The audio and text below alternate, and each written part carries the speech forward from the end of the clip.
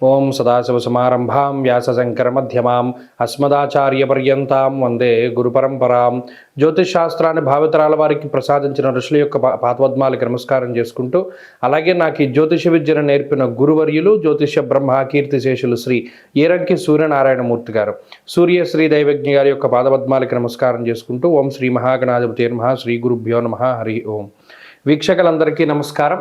సింహరాశి వారికి ఈ వారం అత్యద్భుతమైనటువంటి ఫలితాలు ఉన్నాయి.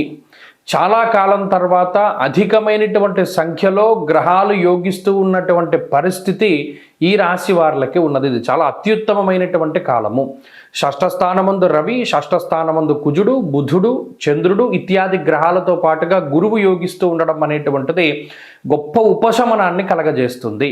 షష్ఠేరవౌ సుసౌఖ్యాదిని ఎత్ర కార్యార్థ సాధనం అన్నది శాస్త్రం.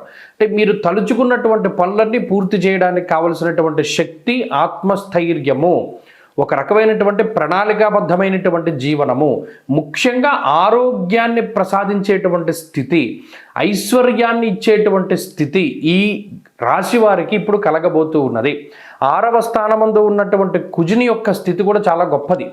ముఖ్యంగా వస్త్రలాభో, ధాన్యలాభ, ధనలాభ, యశస్తథ ప్రతీది లాభం కిందే చెప్పాడు. అలాగే బుధుడు 6వ స్థానమందు ఉండడం వల్ల కూడా ఆలోచనాత్మకమైనటువంటి శక్తినిస్తాడు. కొత్త పుస్తకాలు ఏదైనా చదివేలా చేస్తారు. కొత్త జ్ఞానాన్ని పెంపొందించుకునేటువంటి విధంగా చదివినటువంటి వాటిని అవలంబిస్తూ ప్రతిరోజు ఆచరిస్తూ ముందుకు వెళ్ళడం ద్వారా కూడా మీ నడవడిక రెండిట్లోనూ కూడా మార్పులు వస్తాయి. ఆలోచన పరిపక్వత చెందుతుంది. ఏదైనా మనకి సార్థకత ఏమిటి అనేటువంటి విధంగా ఆలోచన చేస్తారు. మనం ఇంత కష్టపడుతున్నాం, దీనికి ఏంటి సార్థకత, దీనికి రిజల్ట్ ఏమిటి, లేదు వదిలేస్తారు.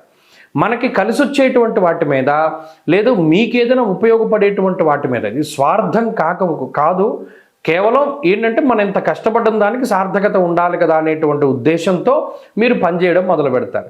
సరే, ఈ పని చేయడం వల్ల మనకు ఉపయోగం లేకపోయినా వాళ్ళకు ఉంది కదా అన్నటువంటి దృక్పథంలో కూడా మీరు పనిచేసేటువంటి పరిస్థితులు ఉంటాయి. అంటే ఇప్పటి వరకు అనవసరమైనటువంటి విషయాలపైన పెట్టినటువంటి శ్రద్ధని తీసివేయగలుగుతారు. అవసరమైనటువంటి వాటి మీద శ్రద్ధ పెడతారు, ఏకాగ్రత పెడతారు.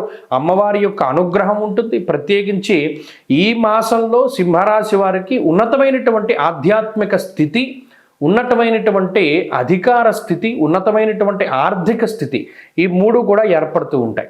అలాగే కుటుంబ సభ్యుల యొక్క సపోర్టు, మీ యొక్క ఆరోగ్యం బాగుపడటమే కాకుండా కుటుంబ సభ్యుల యొక్క ఆరోగ్యం బాగుపడుతూ ఉండడం ఇత్యాది విషయాలన్నీ కూడా ఈ రాశి వారాల్లో అధికంగా కనబడుతున్నాయి.